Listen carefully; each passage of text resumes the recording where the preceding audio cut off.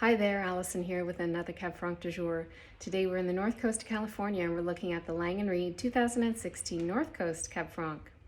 If you asked me to name the earliest flag bearer for Cabernet Franc in California, it would have to be John Scupney. John and his wife Tracy established Lang & Reid back in 1996 after both having rather long and well-established careers in the wine business. Now, their goal, first and foremost, for Lang & Reid was to make a wine that they wanted to drink, but also a wine that was accessible, financially speaking, not just as business owners in terms of their own financial investment in the company, but also in terms of the end consumer, and making a wine that was accessible in terms and affordable in terms of the final retail price point on the shelves. John and Tracy were married back in 1977 in the Loire Valley, and Cab Franc was always near and dear to their heart. And it was as if there was this perfect storm of factors that kind of pointed them in the direction to say that Cab Franc needed to be the focus for Lang & Reid. Now, when it comes to this signature bottling from the North Coast, this is their flagship wine, and this really employs the philosophy of assemblage, or blending. So that is to say that the whole is greater than the sum of the parts. So while the vineyard sources have changed over the years, Lang & Reid really strives to create a signature expression of Cabernet Franc that is as much a reflection of the people of Lang & Reid as it is the vineyards and the terroirs from which the grapes come. So as I mentioned, we're in the North Coast of California. There are 5 counties that make up the North Coast: Lake County, Mendocino County, Sonoma County, Solano County, and Napa County. And since 2006, the majority of the fruit for this wine has been coming from Lake County. And for the 2016 vintage, 78% of the fruit is Cabernet Franc from Lake County. So Lake County is going to be the focus of our terroir deep dive today. So this county is much different than the other 4 counties, primarily because there is no fog effect. So we're further inland here from the Pacific Ocean. So the lack of fog means that we have sunshine all day, sun up to sundown. There is sunshine. So we have longer sunshine hours during the growing season, which we know is good for Cab Franc in terms of minimizing the pyrazines. But also we have the impact of altitude. So the vineyards are typically at 400 to 900 meters above sea level. And that altitude not only intensifies the sunshine, but it also gives us that diurnal shift. So the cool evening temperatures to offset the warm daytime temperatures, which helps to slow down ripening and preserve acidities. Now the soils here in the region are defined by 2 dormant volcanoes. We have in the center of the region Clear Lake, and then to the southwest we have Mount Konocti, and then to the northeast we have Mount Cobb. And these 2 dormant volcanoes kind of define the soils here. So Mount Konocti last erupted around 11,000 years ago, and the soils, which makes these soils actually some of the youngest soils in all of California. Now these soils are rich in iron. They're this deep red color. They're very well draining soils, and depending on where you are, the texture of the soils can vary. So it can be sandy, loamy. There's some gravelly parcels as well, and there's also some parcels that have sort of fragments of basalt as well as quartz. Now this wine is coming from 2 distinct AVAs, specifically the High Valley AVA, and the vineyard is called La Sierra, and it sits at around 900 meters above sea level, and it's sort of this east-west facing valley, and it pulls in some cool air from Clear Lake. And then we also have fruit coming from one of the Beckstoffer vineyards in the Red Hills AVA. And what's unique about this AVA is this vineyard, I should say, is we're at 400 meters above sea level, so a little lower elevation, but the vineyard faces east. So this gives us a slightly cooler sort of microclimate compared to the High Valley AVA, the La Sierra vineyard.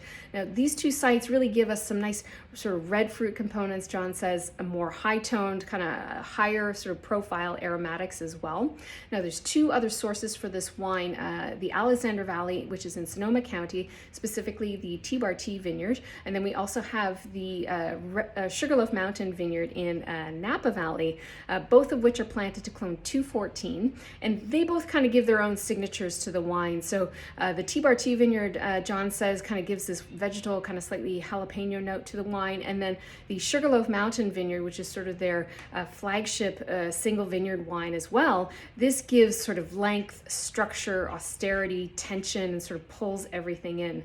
Now, from a winemaking perspective, as I mentioned before, this is all about the assemblage here. So depending on the vintage, they will make anywhere from 4 to 7 different cuvées from these different vineyards. And then they're all vinified and aged very similarly. So sort of shorter time on skins. The élevage is sort of moderate in older barrels. So the barrels are, I think, 3 to 7 year old barrels, French oak barrels, and then they spend anywhere from 7 to 14 months in terms of the élevage.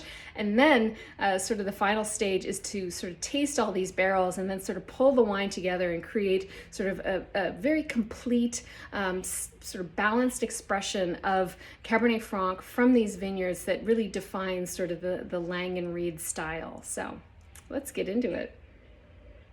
On the nose, this has a wonderful kind of mix of sort of sweeter red fruits and then some tart black fruits. I'm getting a little bit of cherry, I'm getting a bit of pomegranate, there's some nice kind of black raspberry notes in here as well. And there's a really lovely savory component. It kind of does a nice dance between the savory and the fruity elements, but the pyrazines come through for me as like Mediterranean herbs, like herbs de Provence. It totally reminds me of those burlap sachets that are filled with herbs de Provence and lavender that you find in the markets in like Aix-en-Provence and other places. And there is just a touch of jalapeno here as well, which I quite like.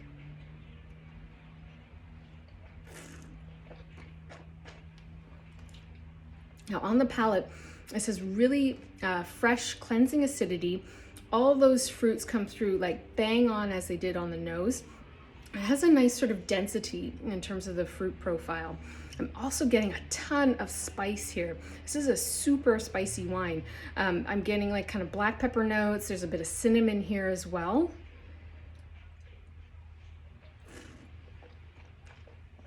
Yeah, and there is also this kind of ferrous, smoky edge to this wine as well.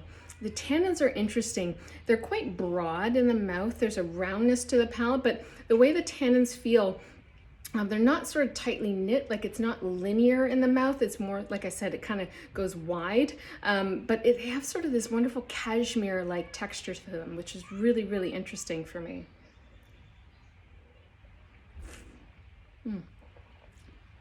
There's also this really distinctive like black lava salt minerality to this wine, which is really quite cool. And I've not had anything kind of quite like it, but it's super distinctive. The energy of this wine is, you can sense from the density of the fruit and the plushness of the fruit that this is coming from a warmer climate region, but at the same time, there is a bit of a kind of old world, cooler region, kind of classical sensibility to it, as if there is this sort of degree of restraint and goal to make this wine in a very elegant kind of way, and also in a sort of an early drinking style. I think the tannins and the acid and the fruit are beautifully in balance together.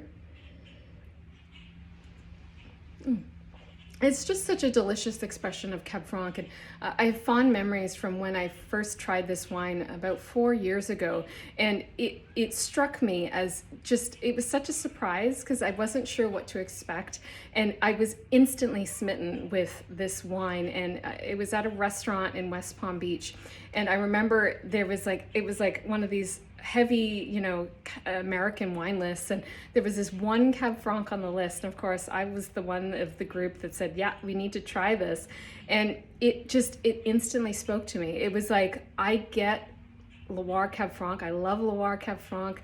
I love Cab Franc as a signature grape, as a star variety, and I know what I'm doing with it. And there was a sense of confidence in the wine, and ever since I've tasted it before, there is this degree of confidence there, which I really appreciate, and respect for the grape variety and sort of the key places in the world where it thrives and is at its best. If you haven't had the Lang & Reid Cab Franc before, I highly recommend seeking it out. It is an essential to add to your list in terms of California Cab Franc. And of course, as always, I will be back again soon with another wine. Cheers.